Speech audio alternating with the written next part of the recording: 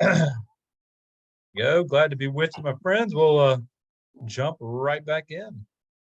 So today is a big one. So last week we heard about really just weird things, right? We had Abraham and Abimelech and the whole my wife is my sister, but she's not, but she is, but just a mess. And Abimelech's the nicer guy. Then we have the birth of Isaac and the expulsion of Ishmael, which wasn't such a great look either for Abraham. We have two looks that are not so great for him really at all. Yes. And then, it leads today, which is not a great story either for Abraham. Today is the sacrifice of Isaac, as Christians call it. For those who are at the class with Ron, Rabbi Ron over at Temple Sinai, myself taught on this, a shared text. So I'll be using some of the stuff from that today. We call it the sacrifice of Isaac, which gives you a pretty good idea of how we look at things with this. Jews call it the Akedah, or the binding of Isaac, because he isn't actually killed, he is only tied up, right? But as a result, you can guess that as Christians, we focus immediately on the parallels with Jesus, on sacrifice, and it's not too hard to hear, right? So Jews tend to ask the bigger question, why? Why would this happen? While we tend to say, oh, it's just like Jesus, and we just accept that this is a test of faith.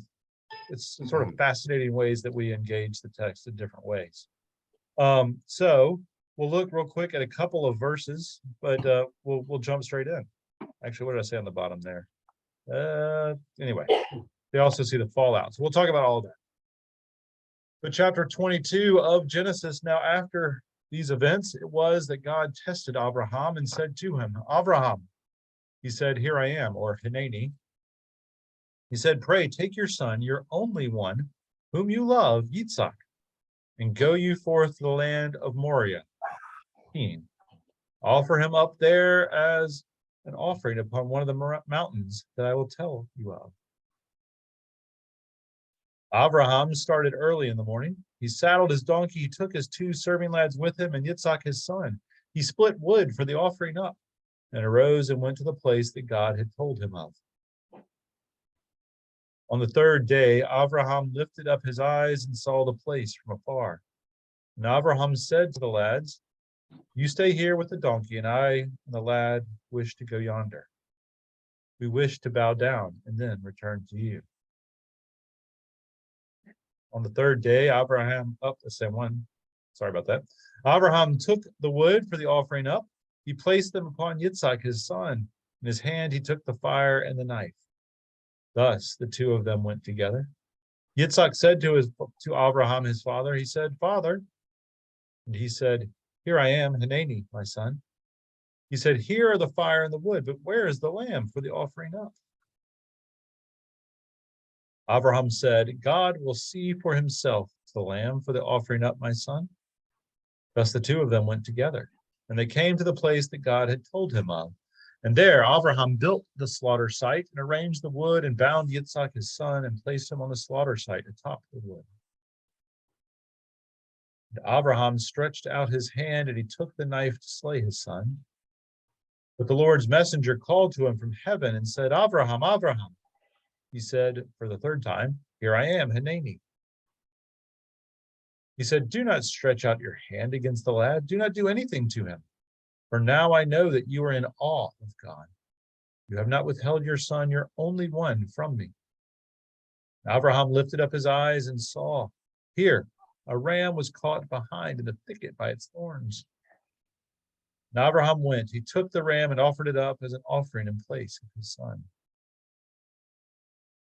By myself I swear, the Lord's utterance, indeed, because you have done this thing, have not withheld your son, your only one. Indeed, I will bless you. Bless you. I will make your seed many, yes, many, like the stars of the heavens and like the sand that is on the shore of the sea. Your seed shall inherit the gate of their enemies. All the nations of the earth shall enjoy blessing through your seed in consequence of your hearkening to my voice. Abraham returned to his lads. They arose and went together to Beersheba, and Abraham stayed in Beersheba. All right. So I said this last week, but what the heck was that? It's the same almost response to this week's reading, if not more to this week's reading. So I think it applies probably even more here, especially in terms of God, but really everyone involved. It's a bizarre and difficult story, right? I have to name it. And I was thinking of Stefan when I said it. I don't like this God. I don't like this God who's testing in this horrible way. I don't like how it works. I don't like the whole system. I'm not a fan. Not a fan of this story. But what I am going to do is to look through this through both a Christian lens and then try at least partially a Jewish lens, so we can see how we look at it differently. All right. So the first part. I have one thing to say, and that is, you brought up the topic last week that he might have been. I mean, there is some possibility that Isaac might not have been so terribly sharp. I cannot see if your dad and I had tried to tie you up and put you on this when you were a child, or any of your siblings, that you would have just like, okay, and just laid down there tied up. And I mean, it just makes no sense. Yeah, No. I'm telling you, you wouldn't have gone for it if we had tried to do it to you. Well, even more, you'll be like, why are you tying me up? And why are you putting me on this? Depending on which Jewish story is told, they believe that Isaac was either 27 or 37 as well. He's not just a 10-year-old. It's in Christian stories that he's young, but in Jewish stories, he is a full-grown adult, which makes it even stranger. Really? Yeah. Oh my goodness. So we'll back up though. And so the Christian idea of the sacrifice of Isaac, from the very start of Christian scripture, and I mean literally as they were writing Christian scripture, we read this moment as a parallel to Jesus, period. And we talked about this in that class, but it's always worth noting, right? The scriptures of Jesus were only the Hebrew scriptures, the Old Testament, right? That was the only Bible there was. There wasn't any letters, there weren't gospels, there weren't anything. It was purely the Old Testament. So as Matthew, Mark, Luke, and John are writing their texts, they're looking at Torah, right? As Paul is engaging the world, he is looking at Torah. There isn't anything else out there, right? And so they all know this story, or a good percentage of them know this story. So immediately it becomes this parallel to Jesus. And then while Abraham did not sacrifice his son, God did sacrifice his own son, right? So here's some scripture to back that up. In Romans 8:32, Paul says, he, God, who did not withhold his own son, but gave him up for all of us, right? Then again, good old football scripture, John 3:16, for God so loved the world that he gave his one and only son, that whoever believes in him shall not perish, but have eternal life, right? In both cases, God literally offered his son to help us reconcile the world to him. Cool. Then Hebrews goes even more deep and literally talks about Isaac. By faith, Abraham, when put to the test, offered up Isaac. He who had received the promises was ready to offer up his only son, of whom he had been told, it is through Isaac that descendants shall be named after you.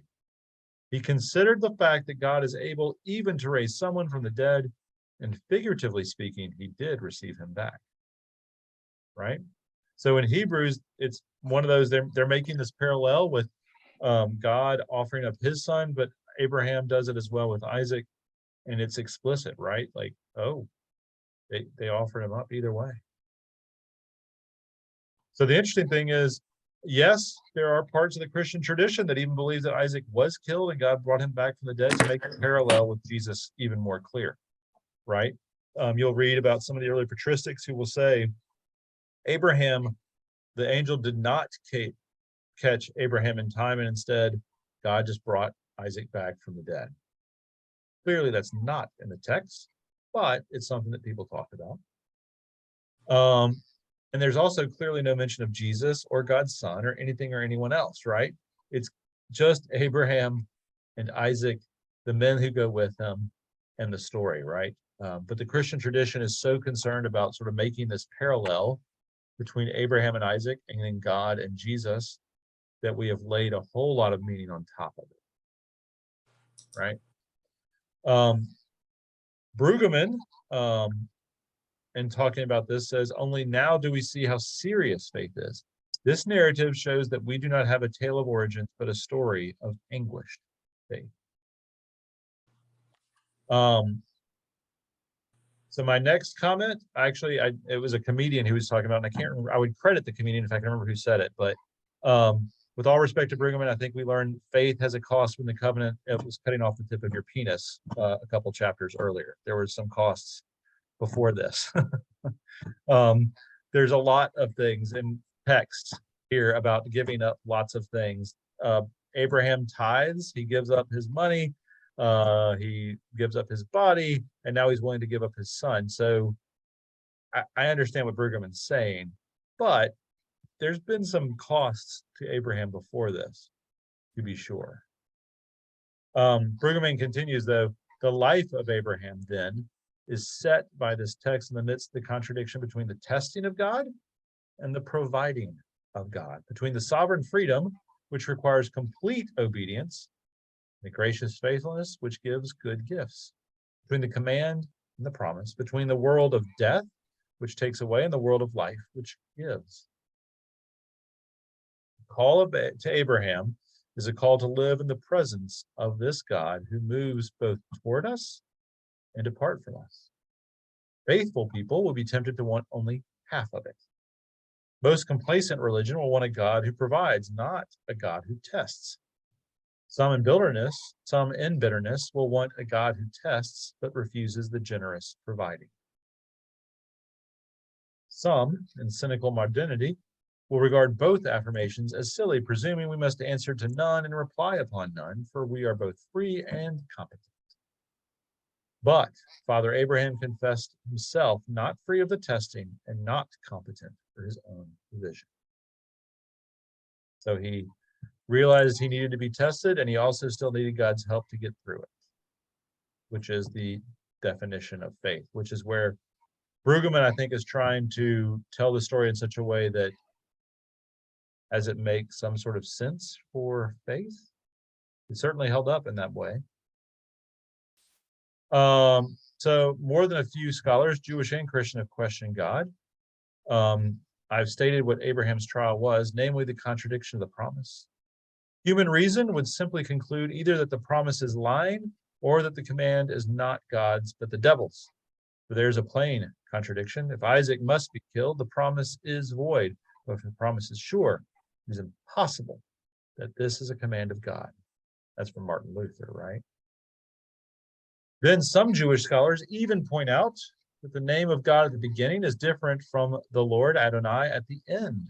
They use Elohim at the beginning and the Tetragrammaton, the four-letter name for God, at the end.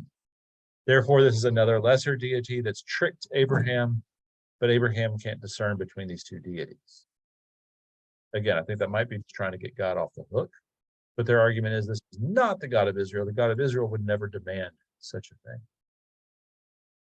We're going to look more at the Jewish conversation here in a minute, but first, Blanche, any thoughts, comments on the sacrifice of Isaac?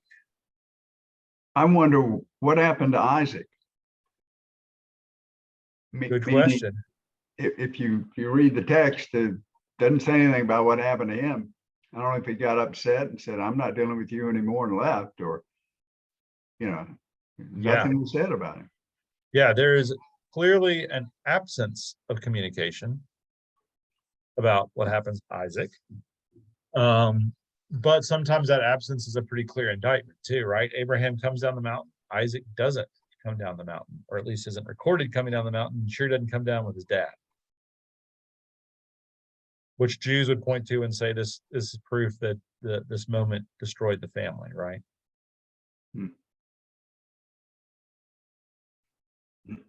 Which, if we are to enter into the story in a very literal sense, yeah, this would destroy a family.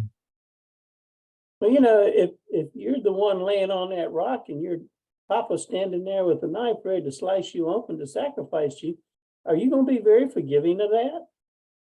No, not personally. You would have jumped off of there, I'm just telling you. Oh, yeah. You would whether know. you were 7 or 27. Yeah. Well, and I'll say this, there is a subset of conversations that says Isaac also proves his faith, that it's not just a test for Abraham, it's also a test for Isaac, in a way that Isaac is willing to believe that God would help him as well in this moment. So Well, there's a is Jewish Isaac tradition. But is Isaac trusting God, or is he trusting his father? Well, that's the good question. Yes. That's one. My next question becomes, Yeah. and I guess what confuses me the most about this story, I thought God had already made the covenant with Abraham long before this. He had. So why do we have to renew the covenant after this? It doesn't make sense to me. Well, it's not the covenant. I don't It has know that nothing to it do with the will. covenant. It's just God testing. Well, There's no, at the very end, he reaffirms, he says, I will make you That's true. That's true. my seed. Okay, you will be the father. But I thought that covenant, so it's really kind of a renewal of the covenant is what the whole deal was all about. When it's all, Yeah. and that's always confusing.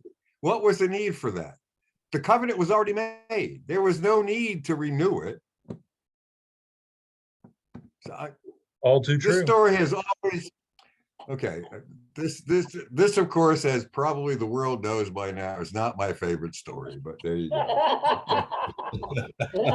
I didn't have to wonder about that. I didn't think so, Bill. I didn't think so. Yeah. Bill, when does Isaac come back into the picture? Because you have Jacob and Esau down the road. Chapter 24, he shows back up when he gets a wife. Mhm. So he actually disappears for a chapter and a half, Okay. give or take. And even then, he's not actually Abraham. This is flashing forward, but that's okay. Abraham decides it's time for Isaac to have a wife, not talking to Isaac about it. He sends out one of his lads, as they talk about here, sends out one of his servants to go find a wife on behalf of Isaac and gets him married off. But it is not Isaac who's involved at all. In fact, Isaac doesn't say a mumbling word to his dad or to anybody else. So he becomes this very passive character. Is this censorship in the early Bible of who's doing what to who? Censorship. How so? Well, I mean, you're leaving out a lot of details, like what happened to Isaac, and how come he had no input on what kind of gal he's going to settle with? I mean, it's usually there's Well, discussion in the family level. there is a lot of discussion. Isaac is literally, of the patriarchs, he's the most non-existent across the board. His dad has to send somebody out to get a wife for him. His wife, Rebecca, is the one who makes sure that all the rules are followed. Or no, right. Is that right? Is it Rebecca? Yeah. Rachel and Leah are the other. So, but Rebecca is the one who makes all the choices. She's the one who tells Jacob to trick Isaac so that he gets the blessing and the birthright and all those kinds of things. I mean, Isaac is a almost non-character. He's just not even present. He hardly says anything. He hardly does anything. He's just this very sad, almost non-existent guy. I guess he was a few bricks shy of a load. Well, I mean, there was a conversation we had last time that at least one rabbi thinks that he might be Down syndrome or might have special needs. If you're born late in life to parents, that tends to be a common occurrence, right? If your parents are in their late 40s, 50s, the chance Or their for 90s. or 90s in the case of the text, then learning differences can be an issue, right? And so there's a possibility that the text is reflecting who he was, which might have been someone on some degree of a spectrum, but it's hard to, I mean, that's not recorded either. It's hard to know. That is using sort of a modern interpretation on top of an old.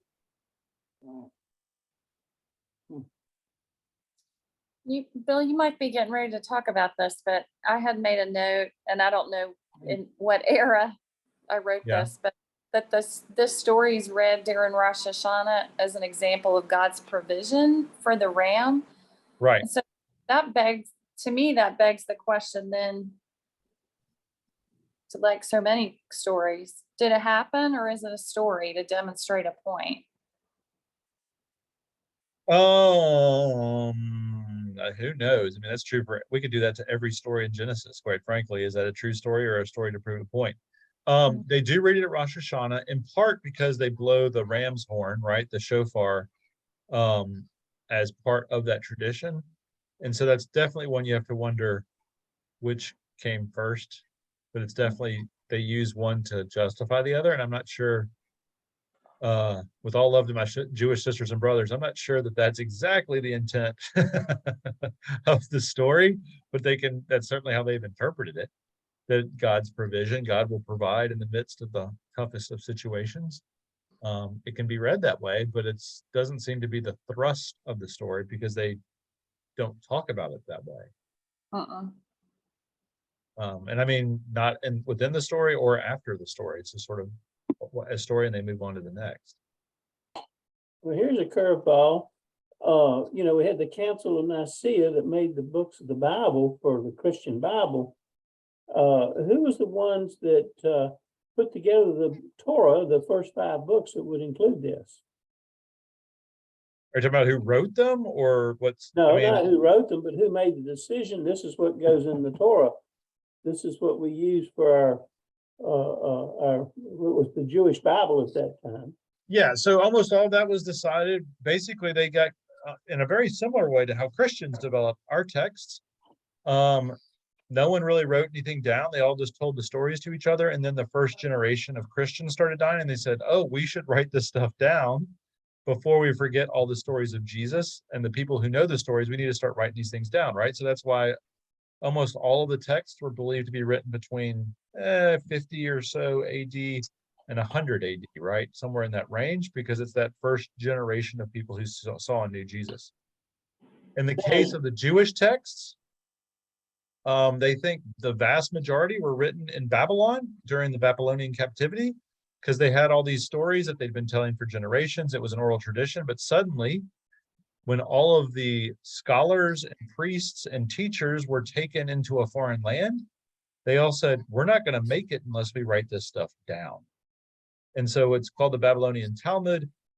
They started literally writing and compiling all the rules and putting everything together. And so that's generally the moment when they think almost all of that was codified and edited and put together the way it is now. So the Talmud and the Torah are basically the same?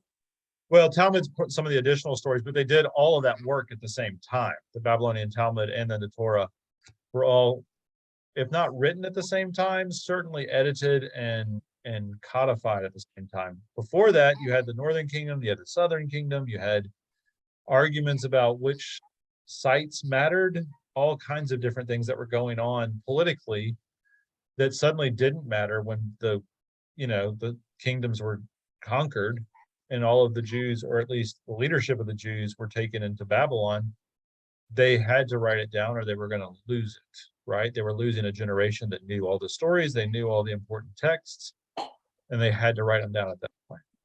And that brings me to my ultimate point is, with all these centuries of oral tradition, Lord knows how bad the stories have gotten screwed up.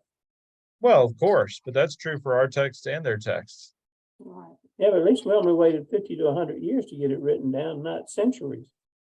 Well, doesn't mean it's any more or less reliable. Oral traditions can be pretty strong if everybody knows the story and hears it over and over and over again. They can remember those within a word or two sometimes. Yeah. Yeah. All right, so we'll jump into the Jewish side. And one last Christian thought before we shift to the Jewish thought. René Girard, who I wrote my thesis on, he focuses on nonviolent atonement theory. He understands the story in a slightly different way. He understands it as really a story about the transition from human sacrifice to animal sacrifice, right? Most of the ancient human world, certainly we have lots of stories about it all around the Jews. Molech was the local god, Canaanite god, who demanded the firstborn child to be sacrificed to that god, right? That was a rule for some of those ancient religions. And not just in that region, it's true in Greece, in Rome, in China. They found Incan and Mayan stories about that. There is a real weird connection between and Gerard would talk about it this way, between the divine and human sacrifice, right? That you kill people for the gods or to appease the gods or to honor the gods. And so Gerard would note that this is a story then that gets us away from that. And then Jesus is the final story that's supposed to shift us away from sacrifice altogether, that we don't sacrifice people or animals to God. It's about our violence, not God's demand for blood, which is why I like Gerard. Bill, But yeah. that makes more sense than anything I have ever heard. Well, good. Glad you like Gerard. So here's a quote. I just like Gerard. Yes, I do. So he says the Bible is essentially historical. It shows us the history of the relationship between God and man and the progressive revelation of more and more truth. So at the beginning, not only was there sacrifice, there was sacrifice of the firstborn. The first books of the Bible are really immersed in this theme of the sacrifice of the firstborn, which was real. The sacrifice, or should I say the non-sacrifice of Isaac, is the shift from sacrifice of the firstborn to sacrifice of an animal, which then gets to sort of what you were saying, Karen, as well, that the Jews say this is God will provide. God will provide an animal. We don't have to kill people, right? In that regard, if you read Gerard that way and sort of lean into the Jewish idea of providing, then that's a different way of having the conversation about this story all the way around. It's still one of testing, but it's God really revealing, no, I want our relationship not to be about killing people. It's about, you have to kill something, kill this ram, but that's not the requirement, right?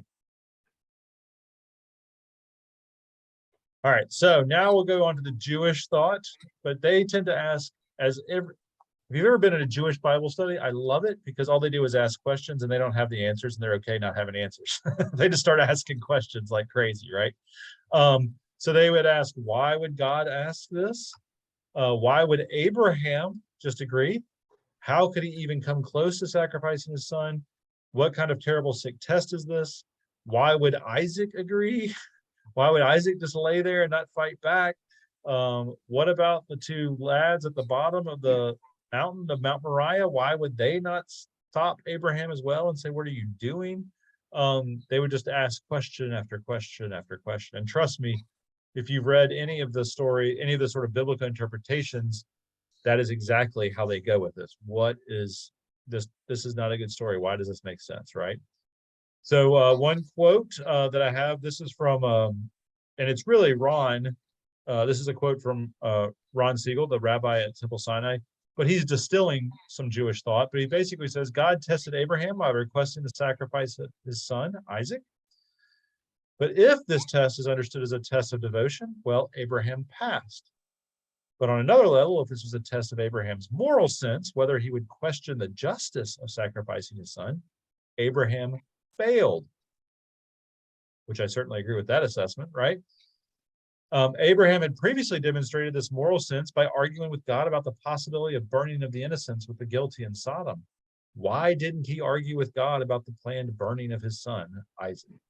Right? That's the fundamental question that Jews would ask, is he literally just spent an entire chapter in 18:19 arguing with God about burning Sodom if there's 5 righteous people. He could say, why would you burn my son at all? What is this? Why are you even asking me this, right? He doesn't bargain here, which is just a strange reversal of his character, right? He becomes this very passive character who had been so demonstrative previously. So that's one approach. Another comes from the Genius of Genesis from Schulman. Martin Buber, like many, was troubled by Abraham's mute eagerness to follow what he thought was God's voice ordering the sacrifice. Buber asserts that if one's moral conscience experiences a divine voice ordering some act of cruelty, then the voice must be totally rejected. Or as our presiding bishop would say, if it ain't about love, it ain't about God. What are you doing? That would be my assessment as well. If some voice says go kill a bunch of people, I'd say you need to listen again to that divine voice. I don't think you got the right one knocking around in your head there. I think you've got some other people talking to you.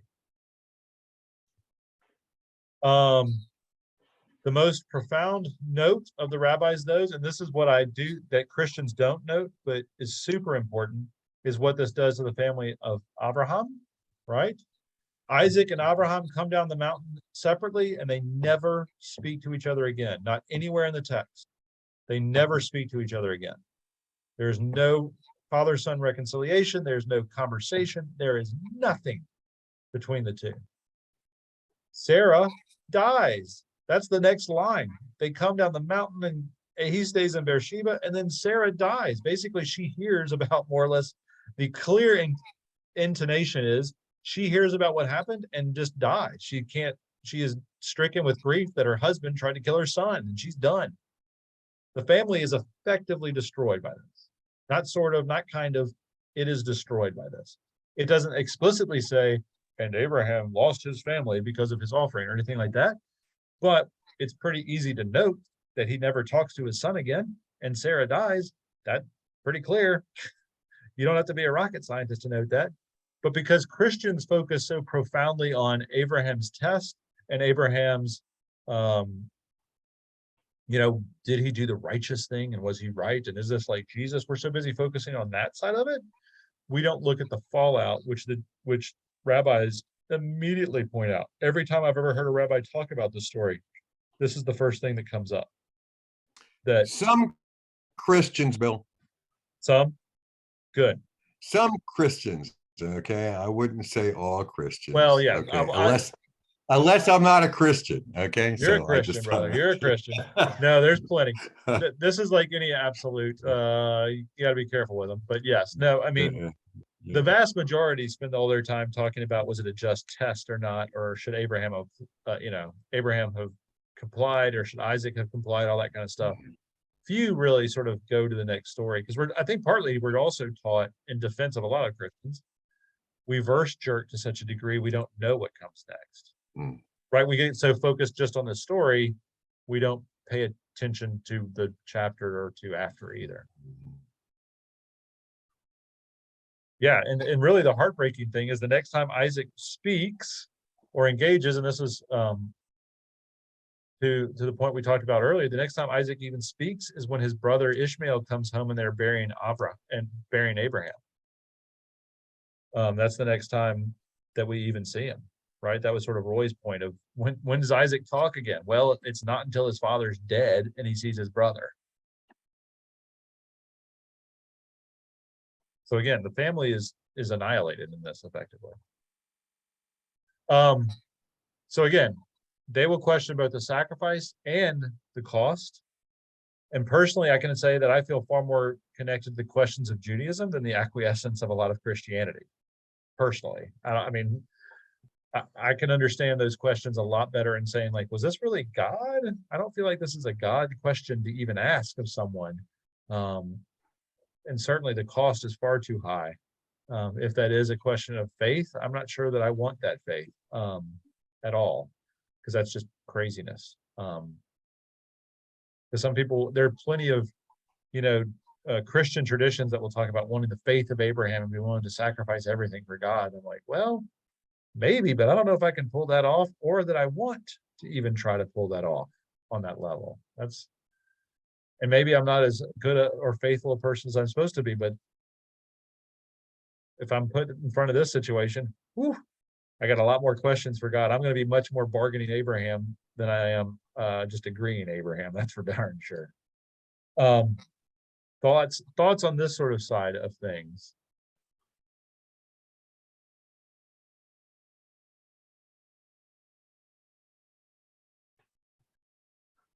All right, so we'll just look at chapter 23 so you can see that it isn't. And again, this is, I think Ron said it best when we were talking about this.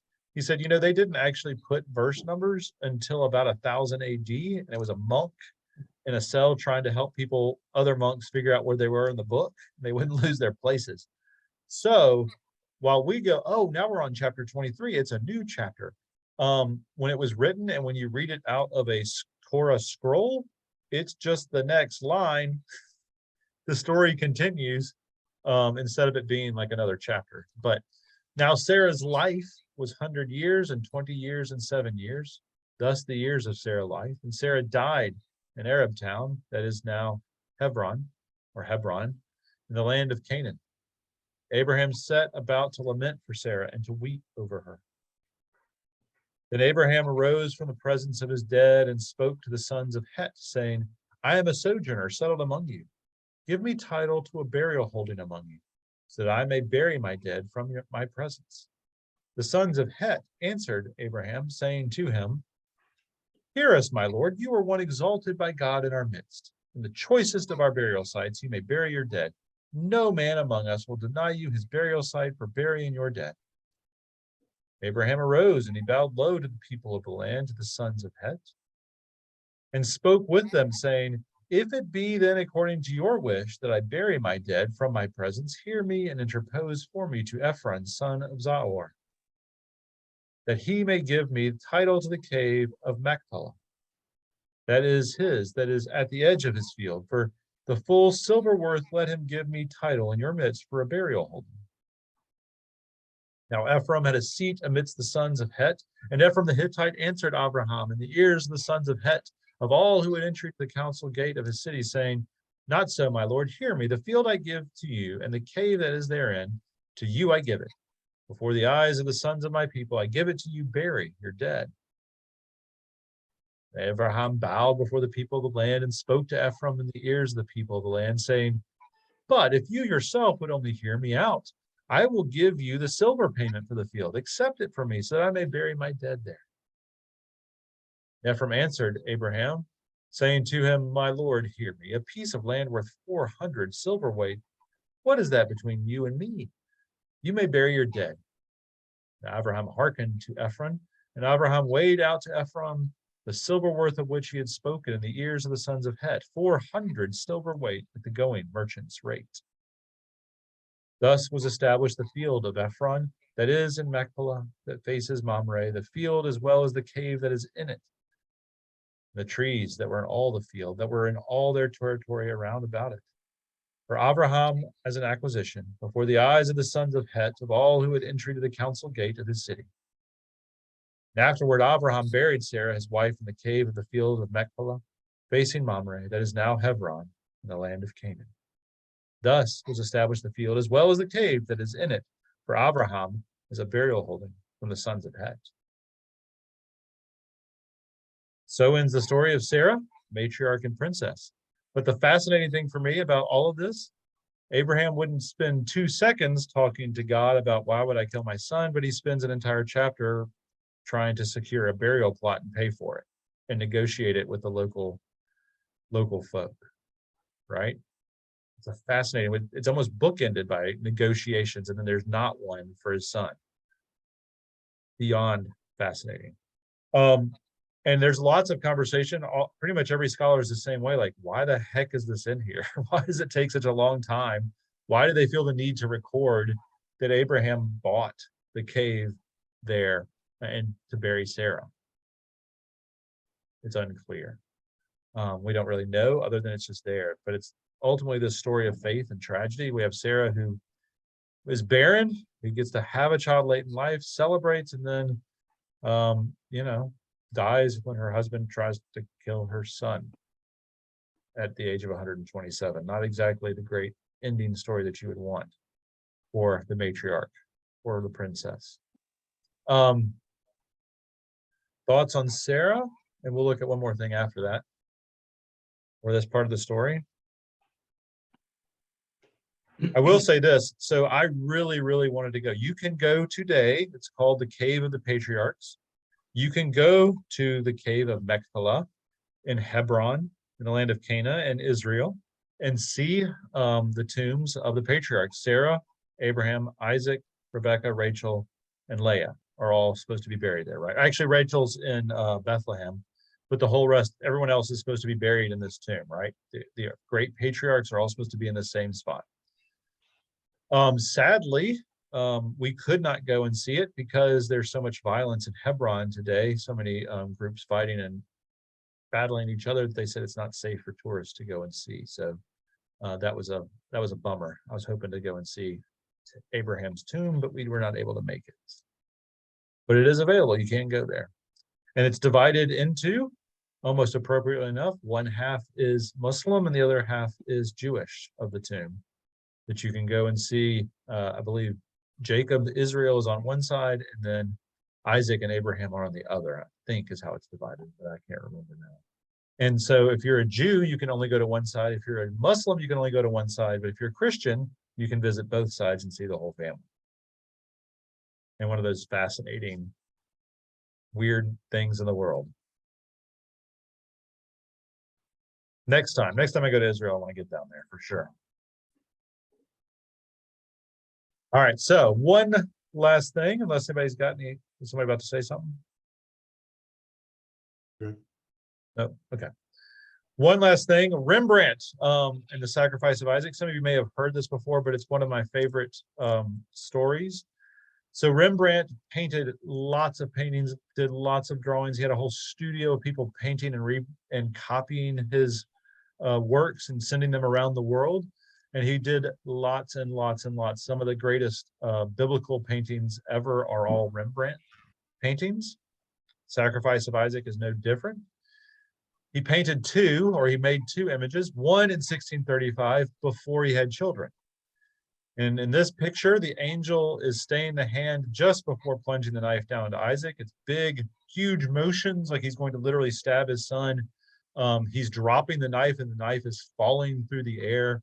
It's this incredibly dramatic story with lots and lots of detail, right? It's this full, huge painting that I think is in Amsterdam, but I'm not sure. Anyway, it's a famous, famous painting that was also copied, and there's multiple copies everywhere. But it was in The all Hague. before. It's in The Hague? Okay. It's in The Hague, Bill. Yeah. So it's a famous, famous painting. Then 20 years later, 1655, he made a sketch. And it's after he had lost 3 children in infancy. He had had 2 more that had barely made it to adulthood. And in this one, Abraham cradles his son, covers his eyes, and is in anguish. And it's one that you can truly see the difference of being a parent and of the difference that story obviously made in his life. And the story goes that he had sort of been commissioned to do another version of it. He drew it out, but then said he couldn't paint it. It was too painful to paint, right? So here's the original, which you can see it's this much more dramatic. His arm is fully back. He's just sort of got his son's throat exposed. The angel comes in to stop, and it's much more shock and awe, right? The drawing, on the other hand, is this incredibly intimate. He's holding his son in his arms, barely able to do anything. The angel is really sort of not stopping the arm with the knife in it, but instead protecting Isaac as well. It has a whole different feel from someone who's obviously had children, right? Like you can tell one guy clearly was doing the dramatic and the other is full of emotion, which is, again, these are those fascinating things I love about art in the world. You learn a couple of things like that and you go, aha, I see it. It's hard not to see, right? But it is the power of this story, right? Of how these stories work, where you go, oh, yeah. Personal interpretation makes all the difference. Seems to me there's sadness and something in Abraham's eyes in the first one. Mm-hmm. Like there's no anger. There's no anger. Maybe shock, but certainly sadness. Shock, yeah, shock at maybe seeing the angel. Yeah. And the other one, the face is a sad face. Oh, absolutely. To me. Absolutely a sad face. And it may just be me, but I'm a little afraid of that knife actually hitting Isaac on the way down. Right. It's not headed in the right direction. It's not in the right direction at all. I'm like, I mean, he stopped it, but that might be, whoa.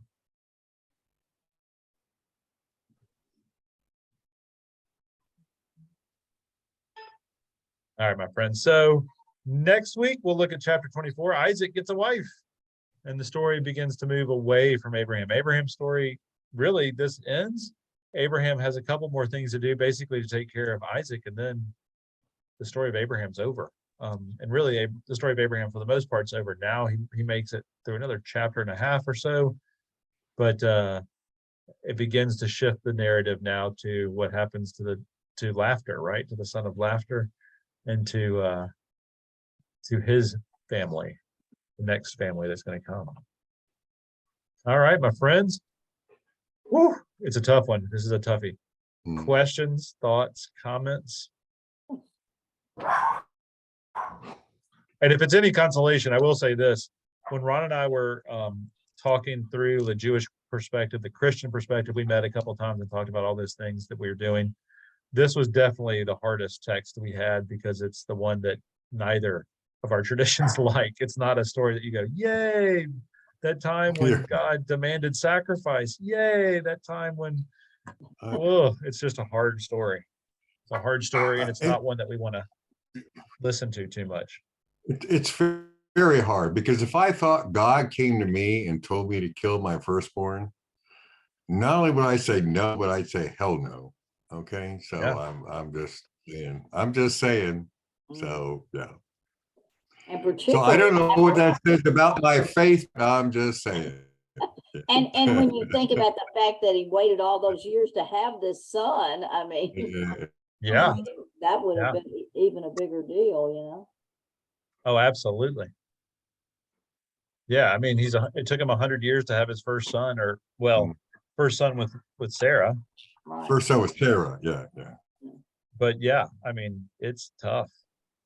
To think about doing that. It does beg the question when we think we hear God saying something to us. Is it God? Mm. Yes. I think if nothing else, it asks us, it really challenges us for that question, right? Like, just because you think you hear God, maybe you need to do a little testing. Checking around. Yes. All right, my friends. Well, great to be with you today. Next week's a lot more fun. We'll just go with a wedding next week. Okay. Good. A little lighter lesson. Yay. A little lighter Gotcha. lesson. Yeah, Yeah. it'll be a little better, a little easier, my We're not going friend. to kill anybody next week, is what you're saying, right? Okay. Not my plan. Not my plan. Good. Thank you, Bill. Thank you, Bill. Thank you. Thank all. you, Bill. Take care, y'all. That's Bye. good. Interesting. Good to see everyone. You Bye, too. everyone. Have a good day.